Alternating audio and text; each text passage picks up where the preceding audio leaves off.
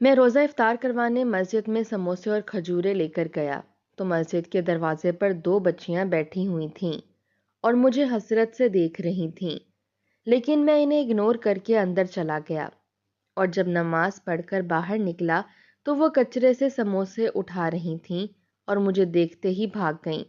لیکن جب میں فجر کے وقت مسجد گیا تو وہی بچیاں کچرے سے بریانی والا ڈبہ لے کر بھاگ گئیں، تو میں نے ان کا پیچھا کیا اور ان کے پیچھے پیچھے گھر میں داخل ہوا تو میری آنکھیں پھٹی کی پھٹی رہ گئیں۔ صداقت بھائی، افطاری کا سارا سامان تیار ہے نا؟ سموسوں کا جو آرڈر دیا تھا وہ پورا ہو گیا ہے نا؟ افطار ہونے میں صرف پونا گھنٹہ باقی تھا اور مجھے سارا سامان ابھی مسجد لے کر جانا تھا۔ آج میں مسجد میں افطاری کروا رہا تھا اور دل کے اندر ایک عجیب سا جوش اور خوشی متزن تھی۔ کچھ سامان لڑکے پہلے ہی لے کر نکل گئے تھے، مگر سموسے اور کھجوریں مجھے خود لے کر جانی تھیں، کیونکہ میں چاہتا تھا کہ سب کچھ اپنی نگرانی میں ہو۔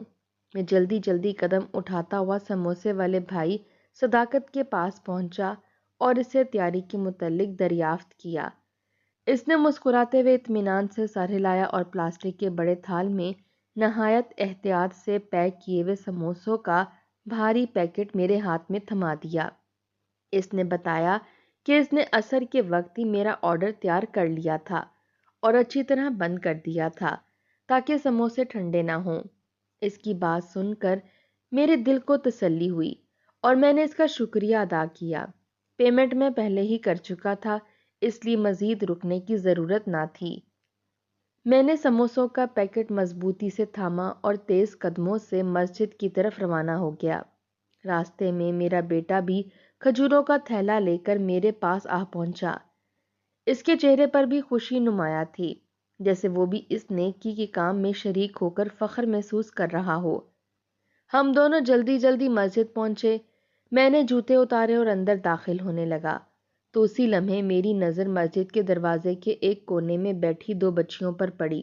وہ دونوں زمین پر سمٹی ہوئی بیٹھی تھیں۔ ان کے چہرے معصومیت سے بھرے ہوئے تھے، مگر آنکھوں میں ایک عجیب سی اداسی اور بھوک کی چمک تھی۔ ان کے کپڑے میلے اور خستہ حال تھے، جیسے کئی دنوں سے دھلے نہ ہوں۔ بال الجھے ہوئے تھے اور پاؤں میں چپل بھی پوری نہ تھی۔ وہ حسرت بھری نظروں سے میرے ہاتھوں میں موجود پیکٹ کو دیکھ رہی تھیں۔ ایک لمحے کے لیے میرا قدم رکا، مگر اگلے ہی لمحے میں نے نظریں چرا لیں اور اندر داخل ہو گیا۔ میں نے دل کو سمجھایا کہ مسجد کے اندر بھی تو بہت سے لوگ انتظار کر رہے ہیں۔ افطاری کا وقت قریب تھا، نمازی صفوں میں بیٹھ چکے تھے۔ میں نے جلدی سے سموسے اور کھجوریں مناسب جگہ رکھوائیں۔ اذان کی آواز گونجی اور سب نے کھجور سے روزہ افطار کیا۔ پانی پیا گیا اور پھر نماز ادا کی گئی۔ نماز کے بعد جب سموسے اور دیگر فرائی اشیاء تقسیم ہوئیں تو سب کے چہروں پر خوشی دیکھنے کے قابل تھی۔ لوگ پیٹ بھر کر کھا رہے تھے اور بار بار میری طرف دیکھ کر دعائیں دے رہے تھے۔ ہر طرف سے تعریف کے جملے سنائی دے رہے تھے۔ کوئی کہہ رہا تھا کہ پرویز بھائی نے آج دل خوش کر دیا۔ کوئی کہہ رہا تھا کہ واقعی یہ بہت نیک دل انسان ہے جو نمازیوں اور روزے داروں کا خیال رکھتے ہیں۔ کچھ لوگ دوسروں سے موازنہ کر رہے تھے کہ اکثر لوگ اپنے گھروں میں افطار پارٹیاں کرتے ہیں اور رشتہ داروں کو کھلا پلا کر سمجھتے ہیں کہ انہیں بڑی نیکی کر لی، مگر مسجد میں عام لوگوں کے لیے افطاری کروانا بڑی بات ہے۔ یہ الفاظ سن کر میرا سینہ فخر سے چوڑا ہو رہا تھا۔ میں محسوس کر رہا تھا جیسے میں نے کوئی بہت بڑا کارنامہ انجام دے دیا ہو۔ دل ہی دل میں خود کو بہت اونچا سمجھنے لگا تھا۔ مجھے لگ رہا تھا کہ واقعی میں دوسروں سے بہتر ہوں۔ میری سوچ میں ایک غرور سا شامل ہو گیا تھا جسے میں خود بھی پوری طرح محسوس نہ کر سکا۔ نمازی ایک ایک کر کے میرا شکریہ ادا کرتے ہوئے مسجد سے رخصت ہوتے گئے۔ کسی نے دعا دی کہ اللہ اس کا اجر دے، کسی نے کہا کہ اللہ قبول فرمائے۔ میں ہر دعا سن کر مسکراتا اور سر جھکا دیتا، مگر اندر کہیں نفس کو تسکین مل رہی تھی۔ جب مسجد مکمل طور پر خالی ہو گئی اور صفائی بھی ہو گئی تو میں نے بھی باہر نکلنے کا ارادہ کیا۔ شام ڈھل چکی تھی اور فضا میں ہلکی سی ٹھنڈک شامل ہو گئی تھی۔ میں دروازے سے باہر نکلا ہی تھا کہ اچانک میری نظر دوبارہ اسی جگہ پڑی جہاں وہ دو بچیاں بیٹھی تھیں۔ میرا دل ایک دم سے دھک کر کے رہ گیا۔ وہ دونوں بچیاں اب کچرے کے ڈھیر کے پاس جھکی ہوئی تھیں اور اس میں سے کچھ تلاش کر رہی تھیں۔ غور سے دیکھا تو وہ وہی سموسے تھے جو کسی نے آدھے کھا کر پھینک دیے تھے۔ وہ بچیاں احتیاط سے انہیں اٹھا رہی تھیں جیسے کوئی قیمتی چیز ہاتھ لگ گئی ہو۔ ان کے چہروں پر بھوک کی شدت صاف نمایاں تھی۔ وہ ادھر ادھر دیکھ کر جلدی جلدی ٹکڑے اپنے ہاتھ میں جمع کر رہی تھیں۔ یہ منظر میرے لیے کسی جھٹکے سے کم نہ تھا۔ ابھی کچھ دیر پہلے میں اپنی تعریفوں پر خوش ہو رہا تھا اور یہاں یہ بچیاں کچرے سے کھانا اٹھانے پر مجبور تھیں۔ میں بے اختیار ان کی طرف بڑھا اور قدرے بلند آواز میں انہیں روکنے کی کوشش کی۔ میری آواز سنتے ہی وہ دونوں بری طرح گھبرا گئیں۔ ان کے چہرے پر خوف چھا گیا، جیسے کسی نے انہیں رنگے ہاتھوں پکڑ لیا ہو۔ انہوں نے مڑ کر میری طرف دیکھا اور پھر بغیر کچھ کہے تیزی سے وہاں سے بھاگ گئیں۔ میں چند لمحے وہیں کھڑا رہ گیا۔ میرے ہاتھ خالی تھے مگر دل بوجھل ہو چکا تھا۔ ذہن میں ایک خیال بار بار آ رہا تھا کہ جب میں اندر جا رہا تھا تو وہ مجھے دیکھ رہی تھیں۔ اگر میں اسی وقت چند سموسے انہیں دے دیتا تو شاید وہ کچرے میں تلاش نہ کرتیں، مگر میں نے انہیں نظر انداز کر دیا تھا کیونکہ اس وقت میرے لیے اپنی نیکی کا منظر زیادہ اہم تھا۔ میں نے ایک لمحے کے لیے سوچا کہ ان کے پیچھے جاؤں اور انہیں آواز دوں، مگر پھر قدم رک گئے۔ نفس نے فوراً دلیل دی کہ اب تو سب ختم ہو چکا ہے۔ میں نے مسجد میں افطاری کروا دی۔ میرا کام مکمل ہو گیا۔ میں نے اپنے ذہن کو جھٹکا اور خود کو سمجھایا کہ میں نے جو کیا وہ بھی ایک نیکی تھی۔ ہر کسی کی مدد کرنا میرے بس میں نہیں۔ یہ سوچ کر میں نے دل کی خلش کو دبانے کی کوشش کی، مگر وہ منظر آنکھوں کے سامنے سے ہٹ نہیں رہا تھا۔ ان معصوم چہروں کی بھوک اور خوف میرے دل پر دستک دے رہی تھی۔ میں آہستہ آہستہ قدم اٹھاتا ہوا گھر کی طرف روانہ ہو گیا۔ راستے بھر تعریف کے وہ جملے اور کچرے میں جھکتی ہوئی وہ بچیاں میرے ذہن میں ایک ساتھ گردش کرتی رہیں۔ ایک طرف لوگوں کی دعائیں تھیں اور دوسری طرف وہ حسرت بھری نظریں جو میں نے نظر انداز کر دی تھیں۔ میرے قدم چل رہے تھے مگر دل کسی انجانی بوجھ تلے دبا ہوا تھا۔ میں نے سر جھٹکا اور گھر کی طرف بڑھ گیا۔ اس رات میں بستر پر لیٹا تو تھا مگر نیند میری آنکھوں سے کوسوں دور تھی۔ مسجد میں ہونے والی تعریفیں بار بار ذہن میں گونج رہی تھیں، مگر ان انوازوں کے پیچھے وہ دو ننھی صورتیں بار بار ابھر آتی تھیں۔ کبھی وہ مسجد کے دروازے پر بیٹھی حسرت سے مجھے دیکھ رہی ہوتی اور کبھی کچرے کے ڈھیر سے جھکی سموسوں کے ٹکڑے تلاش کر رہی ہوتی۔ میں کروٹیں بدلتا رہا۔ دل کے اندر ایک انجانا سا بوجھ تھا جسے میں چاہ کر بھی جھٹک نہیں پا رہا تھا۔ آخر رات کے پچھلے پہر آنکھ لگ گئی۔ فجر کی اذان سے کچھ پہلے میں اٹھ بیٹھا، وضو کیا اور مسجد کی طرف چل پڑا۔ فضا میں ہلکی سی ٹھنڈک تھی اور گلیاں سنسان تھیں۔ مسجد کے قریب پہنچا تو دل بے اختیار دھڑکنے لگا، جیسے کوئی انجانا خوف ہو۔ میں نے خود کو سمجھایا کہ یہ سب وہم ہے۔ مسجد کے صحن میں داخل ہوا تو چند نمازی پہلے ہی آ چکے تھے۔ میں صف میں کھڑا ہو گیا، نماز ادا کی اور دعا مانگ کر باہر نکلنے لگا تو اچانک میری نظر دوبارہ اسی کونے کی طرف گئی۔ وہ دونوں بچیاں پھر وہیں تھیں۔ اس بار ان کے ہاتھ میں ایک پلاسٹک کا ڈبہ تھا۔ شاید کسی نے رات کی بریانی بچا کر مسجد کے باہر رکھ دی تھی یا کچرے میں ڈال دی تھی۔ وہ دونوں جلدی جلدی اس ڈبے کو اٹھا رہی تھی جیسے ڈر رہی ہوں کہ کوئی چھین نہ لے۔ میں چند لمحے ساکت کھڑا انہیں دیکھتا رہا۔ دل میں ایک چبھن سی ہوئی۔ جیسے میں نے ان کی طرف قدم بڑھایا وہ چونک گئیں۔ ان میں سے بڑی نے فوراً ڈبہ سینے سے لگا لیا اور دونوں تیزی سے بھاگنے لگیں۔ اس بار نہ جانے کیوں میرے قدم خود بخود ان کے پیچھے اٹھ گئے۔ میں نے آواز دی مگر وہ رکی نہیں۔ وہ گلی کے موڑ مڑتی ہوئی تنگ راستے کی طرف دوڑی اور میں کچھ فاصلے پر ان کے پیچھے تھا۔ میرے دل میں عجیب سی بے چینی تھی۔ میں جاننا چاہتا تھا کہ یہ بچیاں کہاں سے آتی ہیں، کہاں جاتی ہیں، کس کے لیے یہ بچے کچے کھانے جمع کرتی ہیں۔ وہ ایک بوسیدہ سی گلی میں داخل ہوئیں جہاں کچے مکان اور ٹوٹی دیواریں تھیں۔ نالیوں سے بدبو آ رہی تھی اور زمین پر کیچڑ تھا۔ وہ ایک چھوٹے سے گھر نما کمرے کے سامنے رکیں اور اندر داخل ہو گئیں۔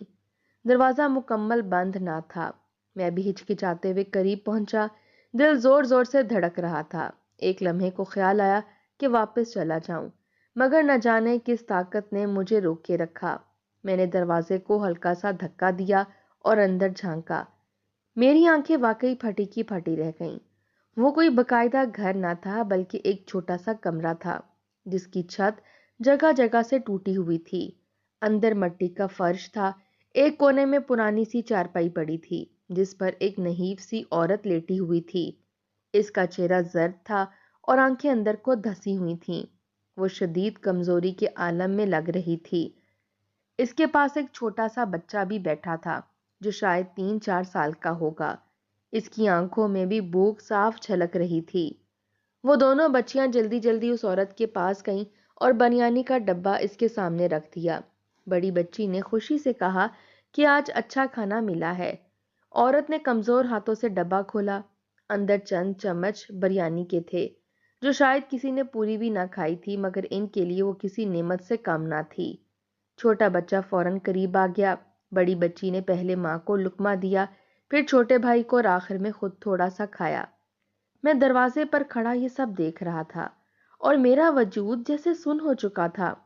کل شام مسجد میں نے کتنی فراخ دلی سے افطاری کروائی تھی، کتنے سموسے، کتنی کھجوریں، کتنی تعریفیں سمیٹیں، اور یہاں یہ بچے کچے لقمے کو بانٹ کر کھا رہے تھے۔ میری آہٹ سے وہ عورت چونک گئی۔ اس نے کمزور نظروں سے میری طرف دیکھا۔ بچیاں بھی پلٹ کر مجھے دیکھنے لگیں۔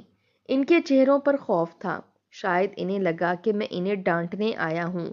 بڑی بچی فوراً کھڑی ہو گئی اور بولی کہ ہم نے کچھ چوری نہیں کیا، یہ تو کچرے میں پڑا تھا۔ اس کی آواز کانپ رہی تھی۔ میرا گلا خشک ہو گیا، میں ایک لفظ بھی نہ بول سکا۔ چند لمحے کے بعد میں نے خود کو سنبھالا اور اندر قدم رکھا۔ کمرے کی حالت دیکھ کر دل مزید بوجھل ہو گیا۔ نہ مناسب بستر، نہ برتن، نہ راشن، صرف غربت اور مجبوری کی خاموش چیخ۔ میں نے دھیمی آواز میں پوچھا کہ تم لوگ یہاں رہتے ہو؟ بڑی بچی نے اسپات میں سر ہلایا۔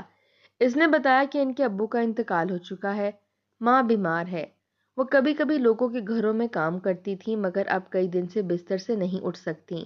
کھانے کا کوئی باقاعدہ انتظام نہیں، کبھی کوئی ہمسایہ دے دیتا ہے، کبھی مسجد کے باہر کچھ مل جاتا ہے۔ ہر لفظ میرے دل پر ہتھوڑے کی طرح لگ رہا تھا۔ مجھے یاد آیا کہ کل میں کتنے فخر سے لوگوں کی باتیں سن رہا تھا۔ میں نے مسجد کے اندر موجود لوگوں کے لیے تو سوچا، مگر مسجد کے دروازے پر بیٹھی ان بچیوں کو نظر انداز کر دیا۔ میں نے نیکی کی، مگر شاید اس نیکی میں اخلاص کم اور دکھاوا زیادہ تھا۔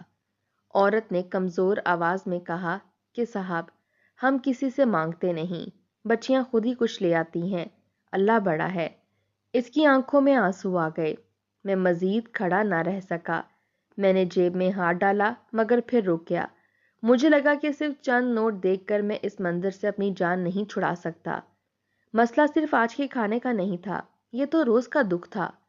میں نے بچیوں کی طرف دیکھا، وہ اب بھی سہمے ہوئے انداز میں مجھے دیکھ رہی تھیں۔ شاید انہیں یقین نہیں آ رہا تھا کہ میں انہیں ڈانٹ نہیں رہا۔ میں نے آہستہ سے کہا کہ ڈرو مت، میں کچھ نہیں کہوں گا۔ میرے اپنے الفاظ مجھے اجنبی لگ رہے تھے، جیسے پہلی بار دل سے نکلے ہوں۔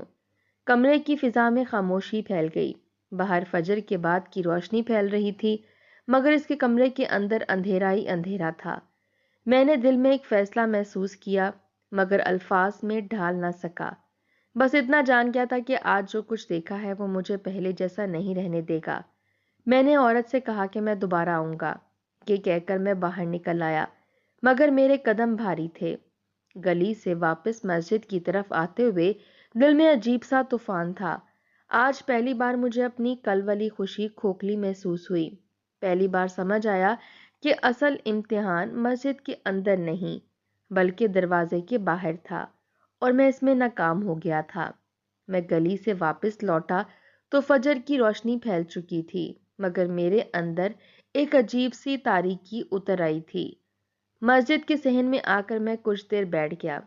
سر جھکا ہوا تھا اور دل میں بے شمار سوالات گردش کر رہے تھے۔ کل شام تک میں خود کو بہت نیک سمجھ رہا تھا۔ آج پہلی بار مجھے اپنی نیکی ادھوری محسوس ہو رہی تھی۔ میں نے آنکھیں بند کیں تو وہ منظر پھر سامنے آ گیا۔ وہ بچیاں جو کچرے سے کھانا اٹھا رہی تھیں اور وہ بیمار ماں جو چند لقموں پر شکر ادا کر رہی تھی۔ میں نے دل ہی دل میں دعا مانگی کہ یا اللہ، اگر واقعی میں تیری رضا چاہتا ہوں تو مجھے صحیح راستہ دکھا، صرف تعریفیں سمیٹنے والی نیکی نہیں، بلکہ وہ نیکی جس میں تیرا خوف اور تیرا کرب ہو۔ نماز کے بعد میں سیدھا گھر نہیں گیا، بلکہ بازار کی طرف مڑ گیا۔ دودھ، آٹا، چاول، دالیں، چینی، چائے، کچھ پھل، کچھ سبزیاں، اور ساتھ میں 2 نئے جوڑے کپڑے بچوں کے لیے اور ایک شال اس ماں کے لیے۔ سامان لیتے ہوئے میرے دل میں عجیب سی نرمی تھی۔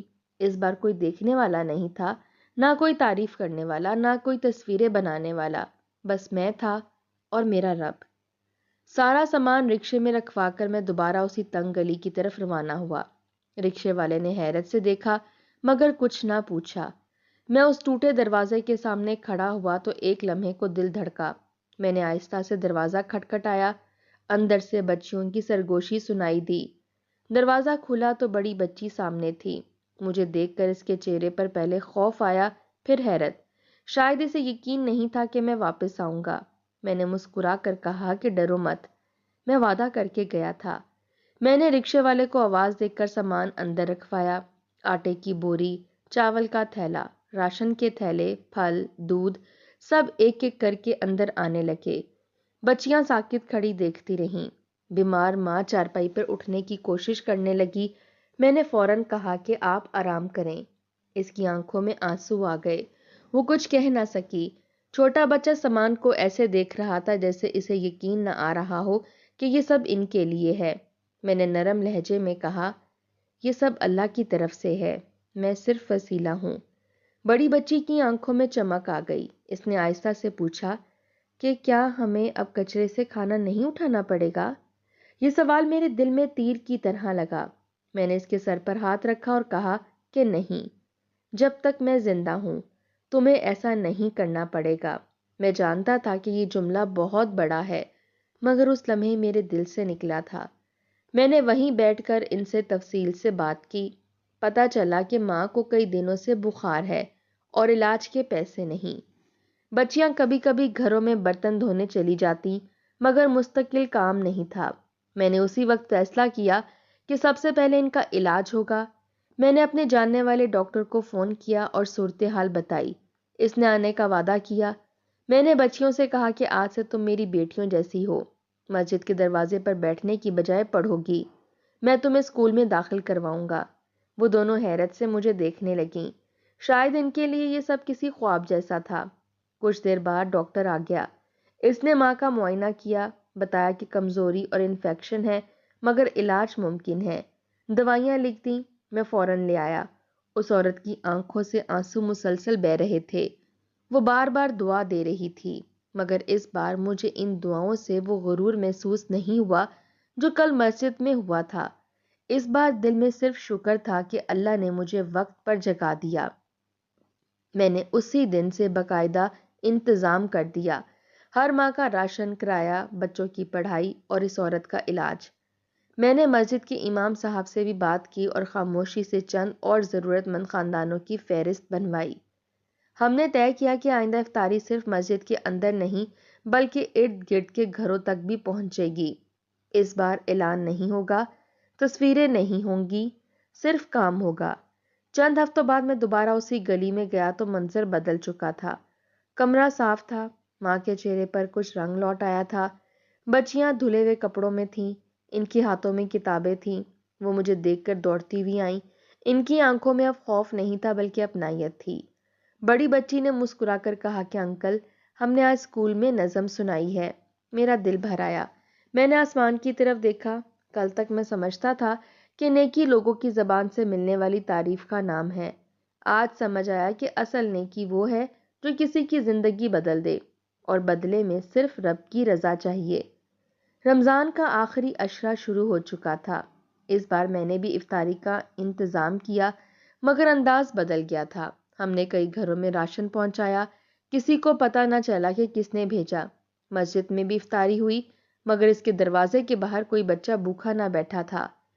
عید کی صبح جب میں نماز کے لیے نکلا تو وہ دونوں بچیاں نئے کپڑوں میں مسجد کے صحن میں کھڑی تھیں۔ ان کے چہروں پر مسکراہٹ تھی۔ انہوں نے دور سے ہاتھ ہلایا۔ میں نے بھی مسکرا کر جواب دیا۔ اس لمحے مجھے وہ سکون ملا جو کل 1000 تعریفوں میں بھی نہ ملا تھا۔ نماز کے بعد میں نے دل میں کہا کہ یا اللہ، تیرا شکر ہے کہ تو نے مجھے وقت پر آئینہ دکھا دیا۔ اگر اس دن میں ان بچیوں کے پیچھے نہ جاتا تو شاید میں ساری عمر خود کو نیک سمجھتا، مگر حقیقت سے دور رہتا۔ آج میں جان گیا تھا کہ مسجد کے اندر عبادت ضروری ہے، مگر مسجد کے دروازے پر بیٹھی بھوک بھی عبادت سے کم نہیں۔ اصل امتحان وہی ہوتا ہے جہاں کوئی دیکھنے والا نہیں ہوتا۔ اور اس دن کے بعد میری ہر نیکی کا آغاز مسجد کے دروازے سے ہونے لگا۔